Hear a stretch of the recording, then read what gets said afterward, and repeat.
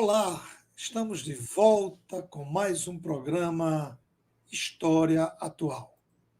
2023 passou, estávamos de férias, mês de janeiro, descansando, recarregando as baterias para retornarmos agora em fevereiro. E estava com saudade, né? Fizemos aí uma retrospectiva 2023, todas as quartas-feiras do mês de janeiro, fizemos alguns cortes dos principais assuntos que nós tratamos no nosso programa Retrospectiva, que teve a participação do jornalista Cláudio Palheta. E, para 2024, nós estamos preparando algumas mudanças no nosso programa, mas não vai ser agora em janeiro, né? Nós estamos ainda montando uma nova estrutura e em breve vocês terão notícias. Eu não poderia começar 2024 sem receber uma visita mais do que especial. Sempre que ele vem ao programa, a repercussão é muito grande, grande e positiva, pela sua forma de analisar os fatos, pela sua bagagem, pela sua experiência. Eu gostaria de fazer uma pergunta a você, que nos acompanha semanalmente, que opina, que deixa suas observações. O que você acha da guerra? 2023, duas grandes guerras nós assistimos e continuamos assistindo. Ucrânia, Rússia, Rússia, Ucrânia, e o genocídio na faixa de Gaza, patrocinado pelo Estado de Israel. Uma ameaça de guerra aqui na América do Sul, envolvendo a Venezuela e a Guiana, e a possibilidade de expansão do conflito de Gaza para outros países da região. Guerra, guerra, guerra. Parece que nós nunca deixamos de viver sem a guerra. Mas será que é possível uma sociedade, será que é possível as nações viverem sem a guerra? O que você acha que provoca a guerra? É a ação individual de um governo, de um Estado, de uma sociedade?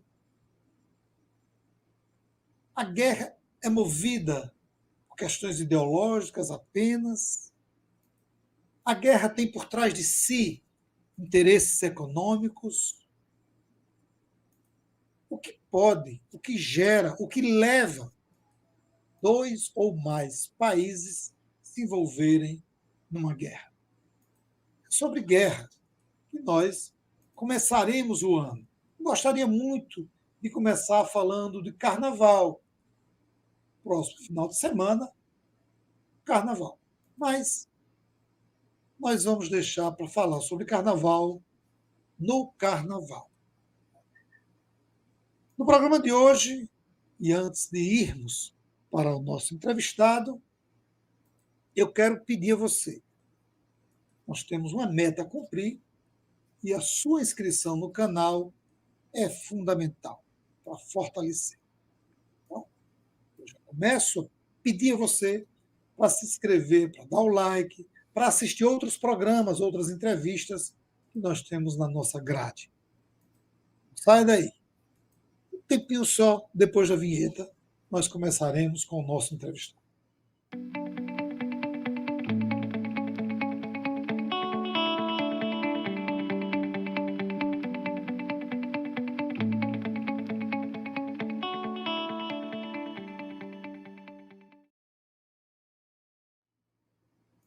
No programa de hoje, mais uma vez, recebemos a visita de Cristiano Alves.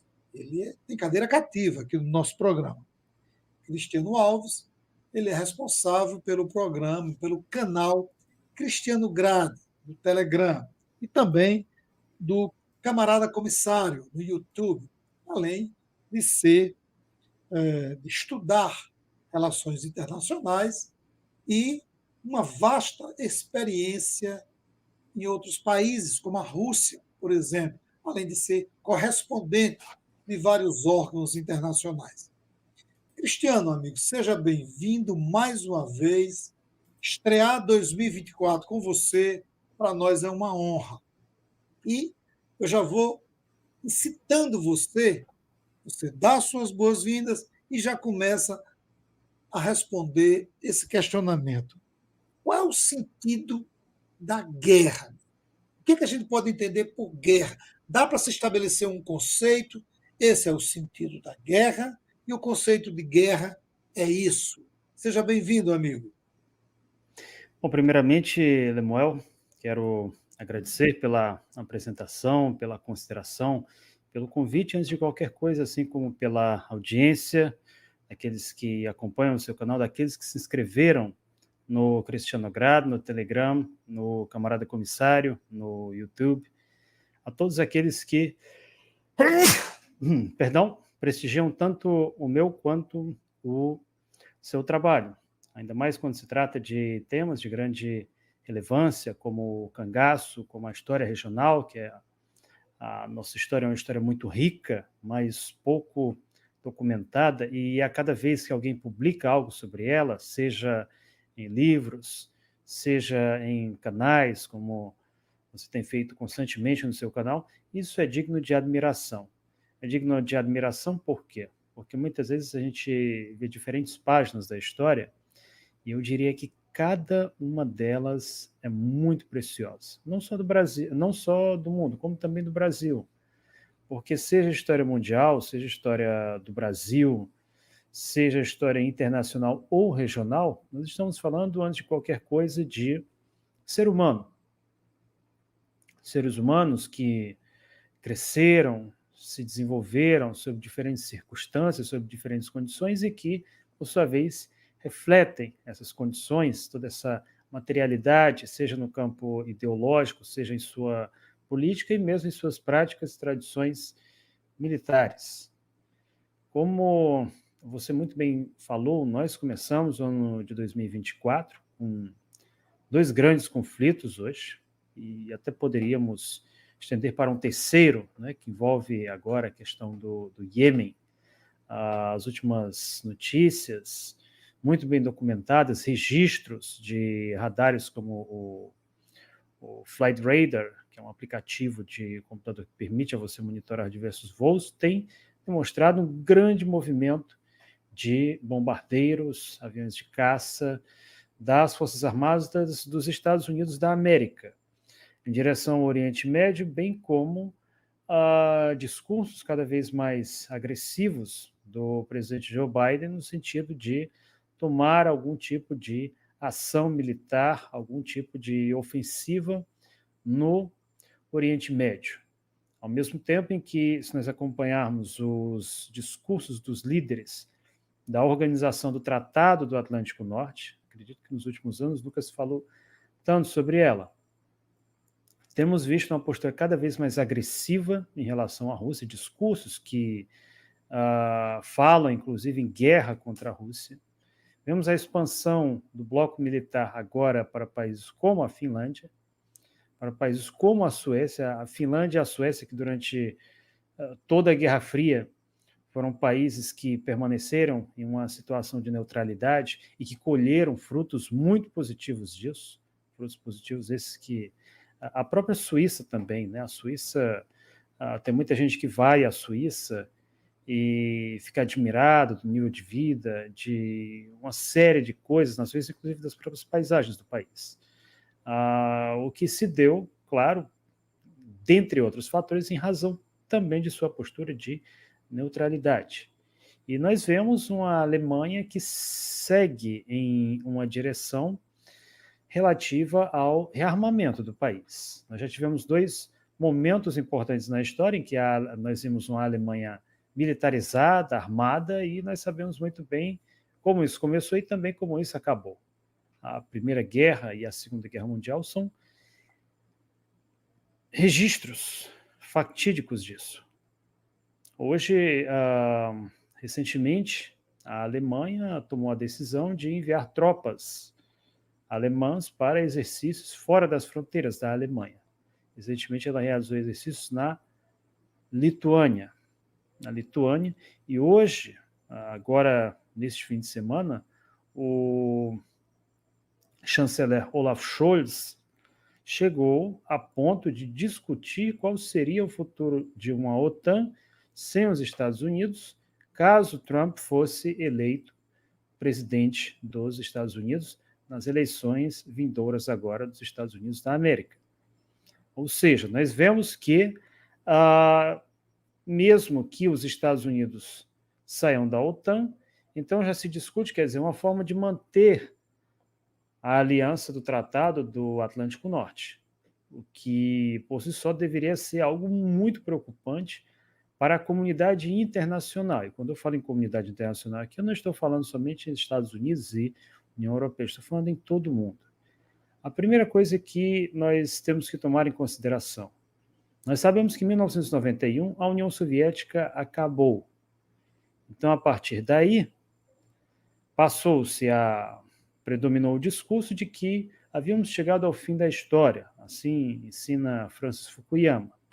Falou em fim da história, que daqui adiante, que de 91 adiante, o futuro da humanidade seria discutir o comércio, a ciência, e que predominaria um modelo democrático universal. Só que nós vemos que não foi isso que aconteceu. O que aconteceu foi o que? Acabou a União Soviética, nós vimos uma continuidade da militarização, que supostamente deveria encerrar após a Guerra Fria, afinal de contas, se em tese não havia mais Guerra Fria, por que haveria tanto interesse em manter exércitos, em manter sofisticadas políticas armamentistas, como as dos Estados Unidos e a de outros países da União Europeia? E o que vemos foi o quê? Foi a modernização das táticas de combate, o aperfeiçoamento dessas táticas. A Ucrânia, eu sempre dou à Ucrânia o crédito necessário, a Ucrânia revolucionou a arte da guerra, porque se antes ela era decidida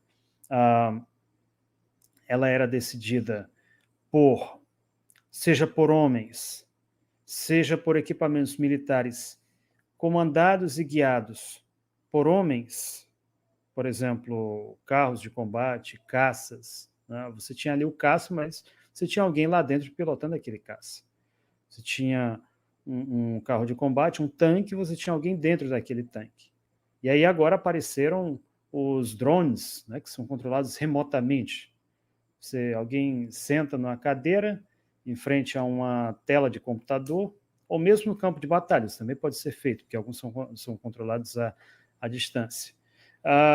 Muitas vezes eles são lançados até por catapultas, e a uma determinada distância você destrói um carro de combate. Lembrando que o carro de combate, alguns deles têm um custo de 6 milhões de dólares, alguns 20 milhões de dólares, e um drone custa muito menos que isso. Um drone custa alguns milhares de dólares. Então, quer dizer, aí você tem uma vantagem econômica, que alguém usando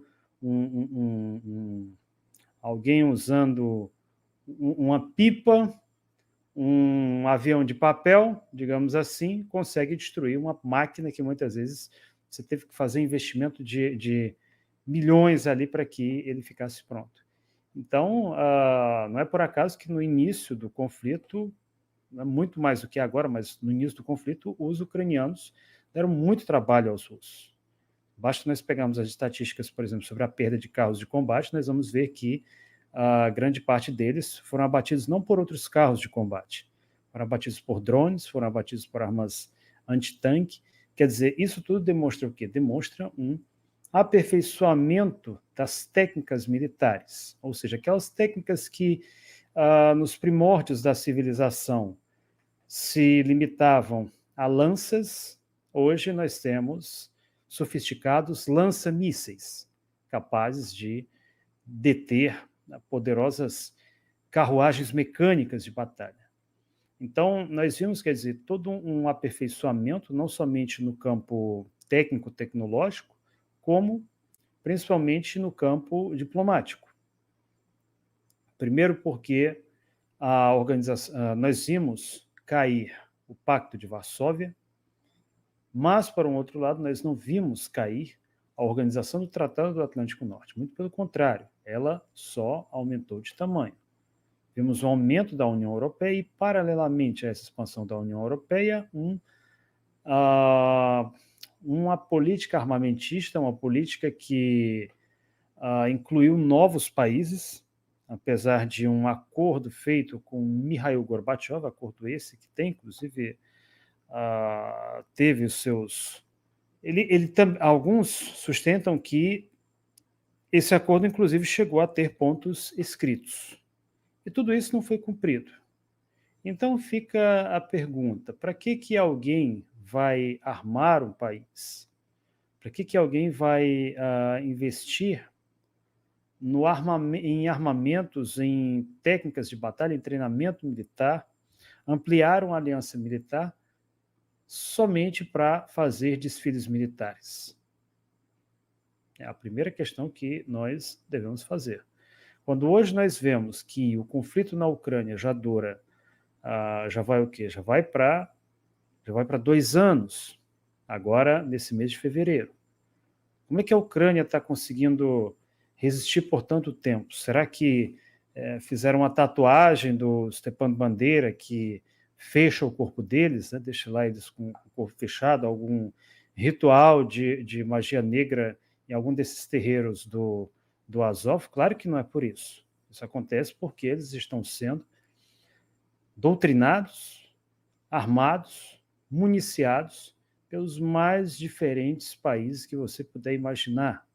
Na prática, a gente até discutia no início desse conflito se ele poderia se tornar uma guerra mundial.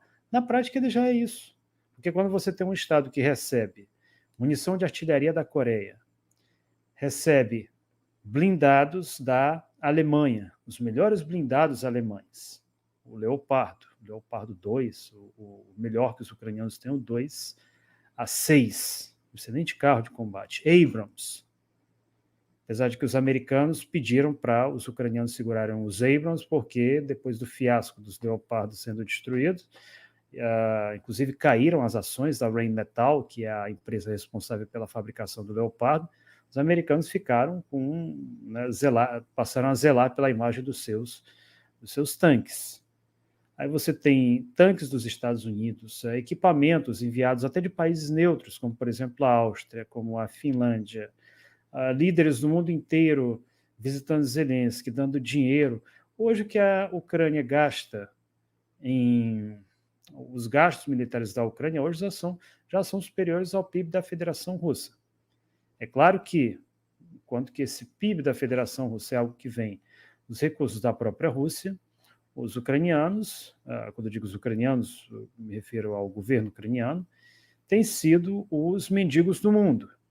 Zelensky, também conhecido aqui no nosso canal como Senhor Verdura, tem mendigado praticamente o mundo inteiro.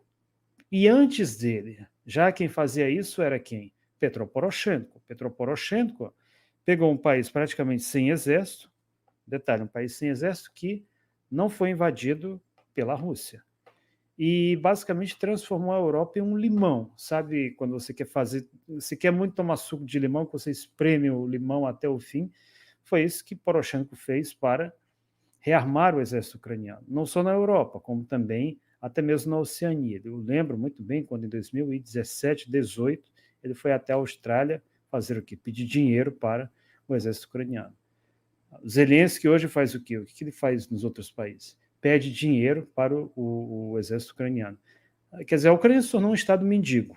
Um Estado mendigo num conflito que, para todos os fins, já é um conflito perdido, mas se isso hoje acontece, se hoje existe esse conflito, é porque alguém também está ganhando com isso. Seja através de créditos, seja das mais variadas formas possíveis. E a guerra, infelizmente, ela ainda é uma realidade dos nossos dias e ainda vai continuar sendo por muito tempo. Enquanto ela for útil, enquanto ela tiver o seu lado utilitário, seu ponto de vista econômico para a indústria armamentista, para aqueles que fomentam a guerra. Estamos conversando com Cristiano Alves, do canal Cristiano Grade do Telegram e do Camarada Comissário do YouTube. Cristiano, você falou aí um pouco da estrutura de alguns países, citando como exemplo a Ucrânia, do apoio internacional à Ucrânia, da mudança progressiva do uso da tecnologia nos conflitos, do lado econômico e da preservação, inclusive das ações das empresas que fabricam esses equipamentos de guerra, aí a preocupação dos Estados Unidos com seus equipamentos. E eu estava aqui pensando, se a gente olhar para uma guerra como essa da Ucrânia com a Rússia, e olhar para o que está acontecendo em Gaza, você vê Ucrânia e Rússia, dois estados em guerra. Um poderio bélico muito grande da Rússia e um poderio bélico da Ucrânia, mesmo que não seja um poderio bélico ucraniano, mas é um poderio bélico terceirizado. São outros países que bancam a estrutura ucraniana. Você vai para o outro lado, vê Israel, com toda a estrutura bélica e o potencial bélico que Israel tem, por trás de Israel, os Estados Unidos e outros países do Ocidente que também atuam apoiando Israel nesse conflito. E do outro lado você tem não um país, porque a Palestina não é um país. Não deixaram a Palestina até hoje se tornar um país. Eu não considero sequer a Palestina como um Estado, porque ela não tem autonomia sequer para estabelecer uma política nutricional para o seu povo, porque tudo é controlado por Israel. Olhando para o aspecto guerra e olhando para o que está ocorrendo em Gaza, como é que você avaliaria guerra lá em Gaza, né? No aspecto ideológico, na questão histórica, como é que você olharia para esse aspecto, para esse fator, para essa guerra que nós estamos assistindo, infelizmente, e colocaria para o nosso internauta, olha, a situação da Ucrânia com a Rússia é essa aqui. Já Israel com a Palestina, Israel diz que a guerra é contra o Hamas. Mas desde o início que a gente sabia que não era contra o Hamas. Por mais que Israel aponte, não estamos aqui desmerecendo o que o Hamas fez no 8 de outubro, não, aquilo real, apesar das circunstâncias ainda estarem muito nebulosas do como aconteceu, mas, de qualquer maneira, eu queria que você olhasse para o que está ocorrendo em Gaza e tentasse nos explicar o conceito de guerra, né, nessas duas situações, Ucrânia e Rússia e Israel-Hamas. Nós podemos dizer o seguinte, Lemuel, tanto em relação ao Estado de Israel, quanto em relação ao Estado ucraniano. Ambos os estados têm algo em comum, que são ideologias supremacistas que visam a criação de um Estado unitário. No caso do Estado de Israel, isso é reforçado por uma ideologia extremista conhecida como sionismo. O sionismo, em especial a sua vertente de direita, que hoje é, por assim bem dizer, o norte, quer dizer, o princípio que norteia a existência do Estado de Israel, visa um Estado unitário, um Estado que nega a existência de grupos nacionais minoritários, nega a sua expressão cultural, a sua expressão, por que não dizer, religiosa também, e que nega, inclusive, a sua existência enquanto ente de direitos. Essa ideologia, que existe já desde o século XIX, ela sempre teve o apoio de países interessados em, como se diz, dividir para conquistar. Não foi por acaso que a unidade árabe ela sofreu um impacto muito grande depois da Segunda Guerra, quando se tomou a decisão de criar o Estado de Israel, exatamente onde havia terras palestinas, onde havia um domínio britânico que já era um domínio falido. Então eles saem e votam, a princípio, pela criação do Estado de Israel, o que, a princípio, também não foi um projeto tão absurdo, porque, a princípio, havia o quê? Havia a proposta de assentamentos.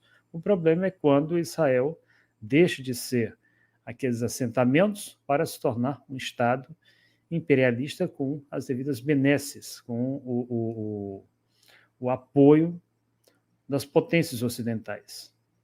Ora, recentemente, em Haia, foi discutida a questão do Estado de Israel, e qual foi a decisão da Corte Internacional? Enquanto que foram tomadas uma série de medidas condenando a Rússia, pelo que, na visão deles, é uma invasão da Ucrânia, com relação a Israel, simplesmente foi dito que Israel precisa parar com a sua guerra contra a Palestina. Então, quer dizer, isso aí é o famoso, né? Você imagina que alguém está fazendo alguma coisa errada, praticando um crime, e você diz, não faça isso não, rapaz. Aí o sujeito que está praticando aquele crime vai estar pouco se lixando para o que você está, para discursos moralistas. Então foi exatamente isso que se viu recentemente em Haia agora. Basicamente, moralismo, palavras vazias, sem nenhuma ação. Ao passo que, no caso entre Rússia e Ucrânia, nós vimos uma situação completamente diferente. E nós sabemos aqui que o conflito na Ucrânia ele também tem as suas razões ideológicas. E esse, aliás, é o grande problema, Lemuel, de quando se fala em questões internacionais, é o fato de que muitos jornalistas, muitos nomes de peso na grande mídia, e mesmo, eu posso dizer até mesmo que no YouTube, porque também há youtubers, né, influenciadores com centenas de milhares de seguidores, e eu não sou um deles, que fazem o quê? Eles ignoram o aspecto ideológico da questão, intencionalmente ou não. Por exemplo, quando se trata do Estado de Israel, o discurso oficial midiático ignora completamente a ideologia sionista. E se algum jornalista ousa denunciar essa ideologia, dizer, ó, esses caras são sionistas, esses caras são supremacistas, o que ele está pregando não é coisa boa. Então, rapidamente crucificam essa pessoa, como está acontecendo hoje com o jornalista Breno Altman. O Breno Altman, que inclusive chegou a ser ameaçado em grupos, teve gente falando em quebrar as mãos, ele em grupos, inclusive com homens de família, com pessoas, né, com supostos valores familiares, mas que estavam todos, né, batendo lá palminha e não chocava, não incomodava ninguém, um tipo de discurso nitidamente extremista, ameaças que falavam muito bem em liquidá-lo fisicamente, psicologicamente. Isso basicamente não gerou nenhum tipo de repercussão. Agora gerou repercussão o quê? Quando o Breno, falando contra a ideologia sionista, contra os princípios adotados pelo Estado de Israel, foi comparado a neonazista, foi processado, isso inclusive ele, o próprio Breno, sendo judeu. O próprio Breno sendo judeu. Então, ai de quem não for judeu para criticar o Estado de Israel, para criticar a ideologia sionista. Quero nem imaginar o que vai acontecer com um cara desse. Vai ser imediatamente chamado de nazista e corre um risco muito grande de ir para a cadeia. Não é por acaso que muita gente, muitas vezes até como expressão de revolta, diz que nós temos hoje órgãos ditos ONGs, organizações ditas ONGs, que são, na prática, verdadeiros delegados do Estado de Israel, agentes do Estado de Israel, ditando as leis, ditando regras para o nosso povo, coisa que um Estado nenhum sério seria admitido. Como é que a gente tem uma organização que representa os interesses de outro Estado, que representa a ideologia de outro Estado, um verdadeiro partido político, por assim bem dizer? O partido político não é só quem concorre à eleição. Muita gente no Brasil pensa que, quando a gente fala em partido político, muita gente pensa PT, PCdoB, PSDB, PL. Não, isso são partidos eleitoreiros, né? São partidos políticos também, mas partidos políticos eleitoreiros. Mas esses partidos, sim, é que merecem a atenção da mídia, do povo, devem ser debatidos e, se necessário, inclusive classificados como agentes estrangeiros. E isso aqui não é nenhum ímpeto totalitário. Países democráticos, como, por exemplo, melhor dizendo, países considerados democráticos, como os Estados Unidos, têm o seu registro lá. Você pode ser um agente estrangeiro nos Estados Unidos. Fica registrado lá que você é um agente estrangeiro. Coisa que, por exemplo, não acontece aqui no Brasil. Mesmo com organizações que têm os seus fundos, a sua ideologia toda voltada para fazer lobismo para defender o interesse de certos estados. E aí... Vai lá, amigo, pode falar. E aí nós percebemos algo similar também no que diz respeito à Ucrânia. Hoje, por exemplo, eu acho que eu já mencionei numa das primeiras lives que nós fizemos, eu fui banido do Facebook. Agora, banido do Facebook por quê? Porque eu disse que a Ucrânia é um Estado neonazista. E quando eu digo que a Ucrânia é um Estado neonazista, não é para xingar a Ucrânia. É um Estado neonazista por quê? Primeiro, porque os ideólogos da moderna ideologia nacionalista ucraniana podem ser chamados de qualquer coisa menos de democráticos. E devem ser chamados, pelo seu conteúdo, pelo teor da ideologia, pela natureza dela, seja de nazistas, seja de neonazistas. Se nós pegarmos, por exemplo, o fundador do nacionalismo ucraniano moderno, Dmitry Donsov, o que Dmitry Donsov ele defendia? A obra dele foi publicada em 1926, apesar de que as ideias em si elas são muito mais antigas. Ele primeiro se baseia em rassólogos, como, por exemplo, o professor Mikhail Grushevsky, que tentava estabelecer diferenças entre russos e ucranianos com base no tamanho da perna de esqueletos de mulheres. Né? Quer dizer, isso muito antes dos nazistas usarem o paquímetro. Quer dizer, ele já fazia essa diferenciação, não apenas Grushevsky, como outros rassólogos e pseudo-cientistas ucranianos, pegavam toda aquela bagagem que via do Ocidente, referente à eugenia, referente à rassologia, e aplicavam-na para o povo ucraniano no sentido de estabelecer os ucranianos como sendo uma raça superior, mais desenvolvida, europeia, esse é um ponto extremamente importante, uma raça europeia, enquanto apresentavam os russos como sendo bárbaros asiáticos. Quer dizer, eles faziam essa diferenciação racial, muito antes de Hitler escrever o seu Mein Kampf, muito antes dos nazistas chegarem ao poder. A intelectualidade ucraniana fazia isso, né, em universidades, de cidades como, por exemplo, Lvov, e mais tarde também em universidades europeias. Eles apresentavam a figura do líder como sendo um indivíduo que representava a vontade da nação, algo muito típico também dos fascistas. E não é segredo para ninguém que, quando os nazistas chegaram ao poder, os chamados nacionalistas ucranianos eram abertamente germanófilos. Essa era a posição de Dmitry Donsov. Essa era a posição de Yevhen Konovalets, que fundou a ONP, a Organização dos Ucranianos Nacionalistas, Exército Insurrecional Ucraniano. Essa era a visão de Andriy Melnik, uma visão também germanófila, e a visão de Stepan Bandera, apesar de que existe uma diferença entre a chamada tendência Melnik e a tendência Bandera. A Bandera, ele, embora durante a guerra se mostrasse favorável a uma colaboração com os alemães, depois da guerra ele passa a defender pontos de vista, que ele passa a ter visões mais abertas. Depois Bandera passa a dizer que os ucranianos deveriam recorrer a todo e qualquer país disposto a ajudar a Ucrânia, enquanto que a tendência Melnik não, já era uma tendência mais focada na Alemanha, mesmo depois da guerra. Aliás, até um fato curioso, Demócrito, pouquíssima gente sabe, é que Stepan Bandera, ele apoiou a criação do Estado de Israel.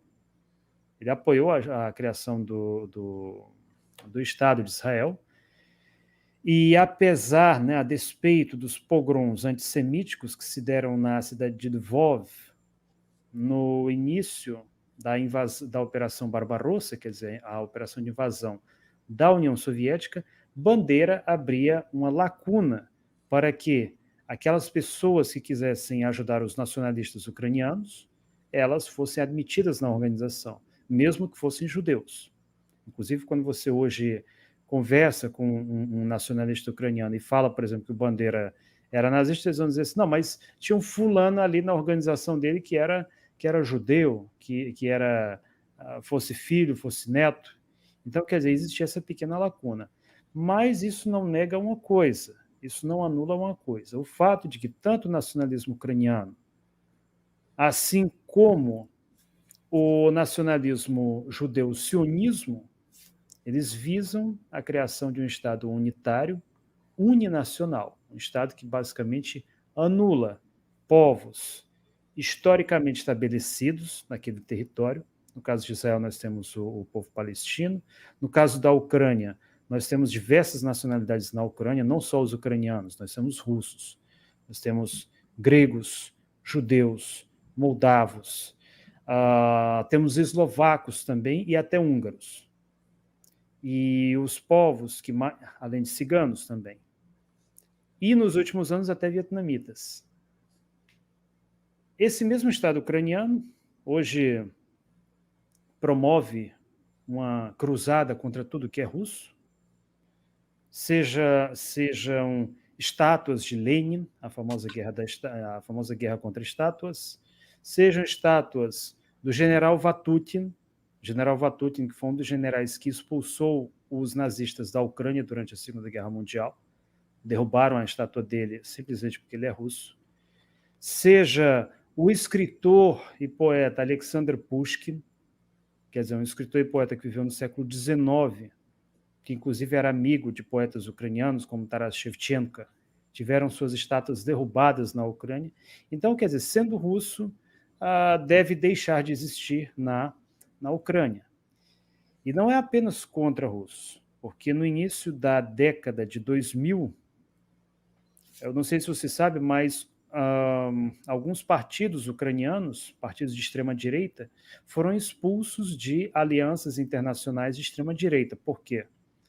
Porque esses nacionalistas ucranianos atacaram a minoria húngara, nos Cárpatos, na cidade de Uzhgorod, gerando atritos entre nacionalistas de direita ucranianos e nacionalistas de direita húngaros. Nós tivemos atritos também com a minoria eslovaca. Então, quer dizer, eles estão sempre buscando atritos com outras minorias que compõem a Ucrânia e que nem mesmo têm sua representatividade. Para efeito de comparação, por exemplo, a Rússia, que é considerado um Estado multinacional, um Estado dividido em vários entes federais, nós temos, por exemplo, repúblicas étnicas. Eu cheguei a visitar algumas delas, como, por exemplo, o Tataristão, que é a República dos Tártaros. Temos a República da Carélia, que também tem uma população de origem finlandesa. Para não falar de repúblicas como a da Chechênia, como a da Calmíquia, onde predomina, por exemplo, o budismo, formado por povos descendentes dos mongóis. Então, a Rússia, ela, apesar de sua diversidade, ela garantiu que cada povo ela tivesse a sua divisão administrativa e que ali eles tivessem a sua representatividade, algo negado, por exemplo, na Ucrânia. Na Ucrânia, Lemuel, só para se ter uma ideia, em 2015, após o Acordo de Minsk, uma das exigências, uma das bandeiras levantadas por aqueles que foram chamados de separatistas no leste da Ucrânia era a federalização da Ucrânia. Eu perguntei, inclusive, isso muitas vezes, será que não dava aí para vocês, e a própria Rússia apostou nisso, será que vocês não conseguem aí se acertar entre si? E sempre se dizia, olha, a Ucrânia tentou a federalização, mas Kiev negou terminantemente essa possibilidade. E eles não apenas negaram essa possibilidade, não foi só uma briga política. Kiev praticou a chamada ATO, Ação Antiterrorista, que eram ações punitivas, quer dizer, ações paramilitares, não eram nem militares, eram paramilitares, contra a população do leste da Ucrânia. Para que o espectador possa entender esse fenômeno. Vamos imaginar aqui um fenômeno violento no Brasil, que são as ações, por exemplo, da Polícia Militar nos morros do Rio de Janeiro. Acredito que haverá talvez uma diversidade de opiniões, se elas são corretas ou se não, mas o certo é que ali é a presença do Estado brasileiro por intermédio da Polícia Militar, por intermédio do BOP. Então, a partir do momento em que um oficial daqueles, do BOP, ele comete, por exemplo, algum abuso, tortura, por exemplo, o Estado fica responsabilizado e são tomadas medidas no plano judicial, no plano administrativo, para que aquele oficial seja responsabilizado. No caso da Ucrânia, é uma situação, foi porque não, pelo menos oficialmente não há mais uma ação antiterrorista, foi uma situação completamente diferente. Por quê? Porque, primeiro, não foram unidades regulares do exército ou da polícia ucraniana que promoveram a ação antiterrorista. Foram bandos formados por torcedores de futebol, por grupos neonazistas, por criminosos retirados de prisões, onde simplesmente se dizia, você pegou 10 anos de prisão, mas a gente pode te dar uma segunda oportunidade aqui. A gente dá uma arma para você e você vai lá cuidar daqueles separatistas que estão querendo se separar da Ucrânia. Né? Você vai para lá e você se acerta com eles com um fuzil na mão que a gente vai te dar. Muitos, inclusive, eram indivíduos com experiência militar, indivíduos que haviam participado de hostilidades contra a Rússia em grupos terroristas na Chechênia durante a década de 90, que praticaram atos criminosos depois na Ucrânia.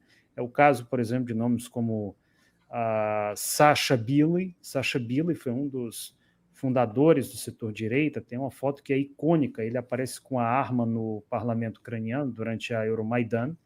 Ele chegou a ser preso na Ucrânia. Ele chegou a ser preso, inclusive foi morto depois numa operação policial, porque, como se diz, o próprio sistema não conseguia conter o leão que eles ajudaram a criar.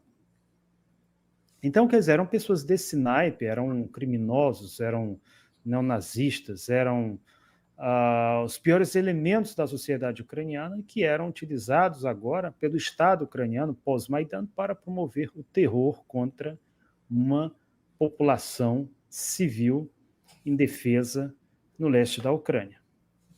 Essa mesma receita havia sido praticada, por exemplo, em Odessa, contra a sede dos sindicatos. Foi uma operação que teve consequências trágicas, centenas de mortos, pessoas inclusive queimadas vivas, mulheres grávidas, assassinadas, queimadas, e uma sociedade que infelizmente aplaudiu isso. Uma sociedade ucraniana inteira, evidentemente. Mas nós vimos o quê? Nem mesmo o Estado de Israel chega, né, a esse ponto, porque o Estado de Israel Claro que é um Estado que hoje promove crimes contra a população, mas que essas pessoas que cometem esses crimes são pessoas a serviço do Estado israelense. São pessoas que usam uniforme, são pessoas estão ali agindo em nome do Estado. E que o Estado, ele acaba, digamos, acaba respondendo por essas pessoas. No caso da Ucrânia, não. Foi uma situação em que o Estado usou pessoas, mas como se diz, te vira, a gente não responde pelas suas ações aqui. Você vai lá, você dá um jeito nesses separatistas, mas a gente não responde por isso. O próprio Azov, uma unidade muito famosa, principalmente se nós levarmos em consideração que ela foi criada, quer dizer, em 2014, perdão. Foi criada em 2014, começou com algumas dezenas de neonazistas e, com poucos meses, ela já tinha centenas de pessoas. Depois chegou a milhares. E agora, recentemente, foi incorporado ao exército ucraniano. Então, eram pessoas que faziam treinamento militar, pessoas que recebiam armas e que, ao mesmo tempo, tinham como curadores o MVD, o Ministério dos Assuntos Internos da Ucrânia, e depois também o próprio SBU. Então, só para a gente entender o absurdo dessa situação, muita gente aqui deve lembrar quando, na época da pandemia, uma moça chamada Sara Geromini, também conhecida como Sara Winter, né, Sara Inverno, ela fez um chamado para que pessoas armadas fizessem um acampamento em frente ao STF e o Palácio do Planalto. E claro que isso escandalizou a sociedade, especialmente considerando que reunir pessoas armadas para fins políticos, isso aí não é manifestação pacífica, é uma manifestação paramilitar. A Ucrânia, eu confesso que não sou um especialista em legislação ucraniana, infelizmente permitiu que grupos paramilitares tomassem as rédeas do Estado ucraniano, tomassem as rédeas dos órgãos de poder ucranianos, os órgãos de força, melhor dizendo, para que esses grupos impusessem a sua própria ordem, ou melhor dizendo, a sua própria desordem, o seu próprio regime de terror a parte do país. E esse uso da força desregrado, no caso do Estado de Israel regrado, né, porque aqui nós estamos falando do exército israelense e do Mossad, ao passo que no caso da Ucrânia nós estamos falando de forças paramilitares, isso antes do conflito agora com a Rússia, levou a uma situação extremamente caótica. Estamos conversando com Cristiano Alves, do canal Cristiano Grade no Telegram e do Camarada Comissário no YouTube. Estamos nos aproximando do final e antes de passar para Cristiano, eu quero pedir a você que nos acompanha, mas que ainda não é inscrito no canal, se inscreva, divulgue o nosso trabalho. Acesse outros canais que também discutem a história, a política, a economia. É importante você acessar outros canais porque são mais conhecimentos, são mais informações, são mais análises da política local, nacional e internacional. Ajude essa mídia alternativa a crescer e se fortalecer. É importante para todos nós. E você pode participar. Você pode opinar, você pode dar sugestões de temas e também de pessoas, pesquisadores, professores, advogados, médicos, políticos, para que a gente possa bater um papo sobre o tema do seu interesse. Cristiano, eu quero lhe agradecer mais uma vez pelo papo, pela sua disponibilidade e abro aqui, amigo, para você fazer as suas considerações finais.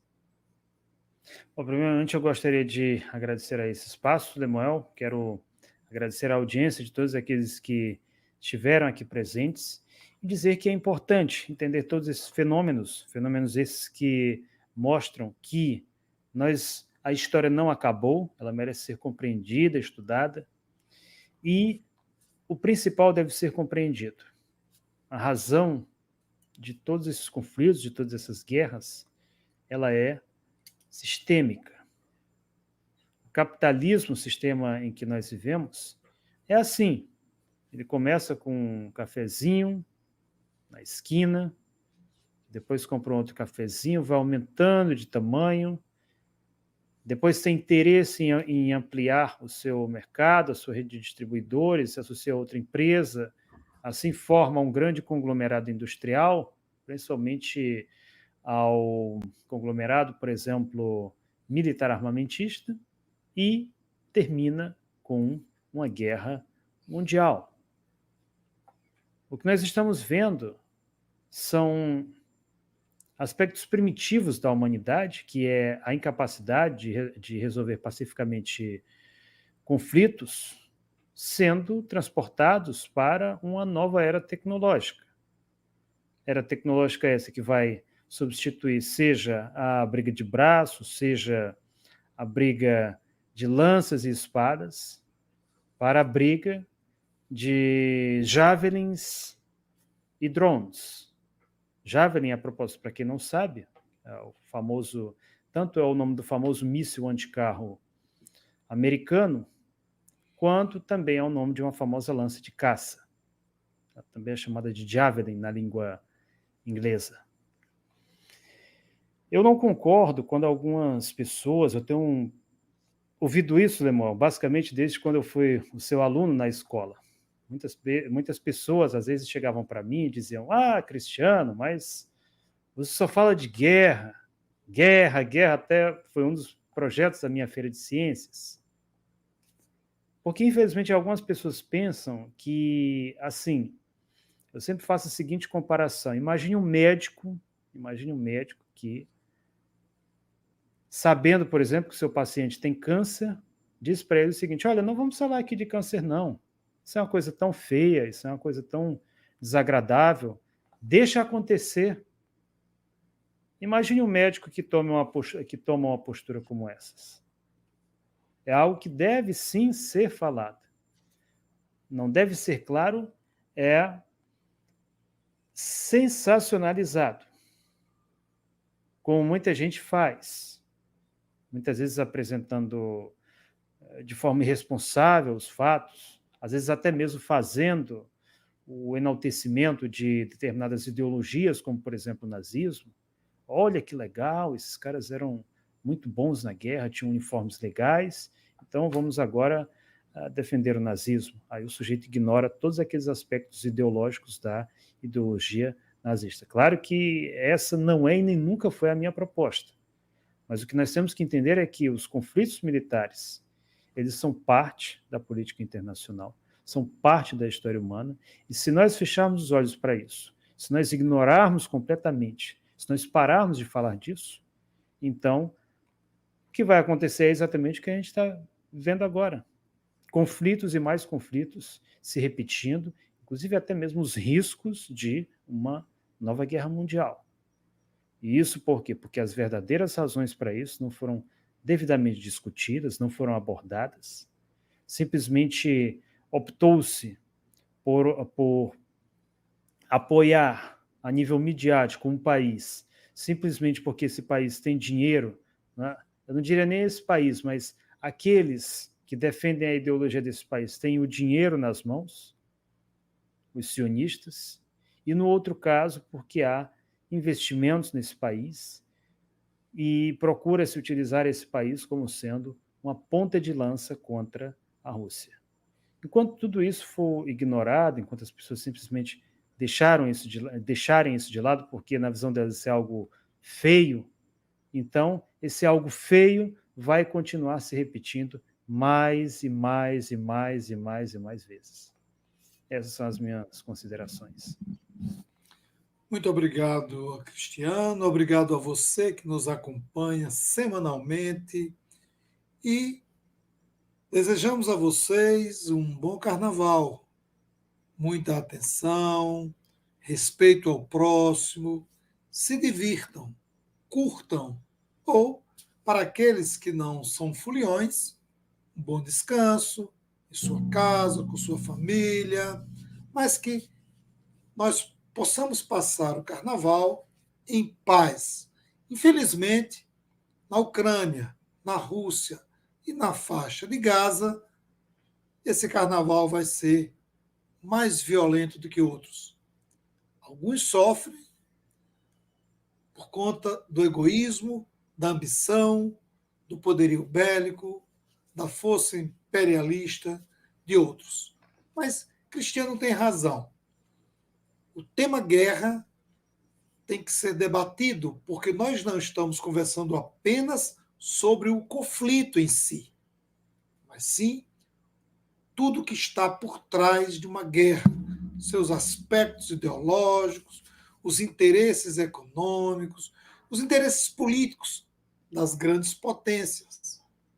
Isso sim, né, merece reflexão para que a gente possa entender de fato o que leva dois países, o que leva a sociedade, o que leva governos a declarar guerra a outro.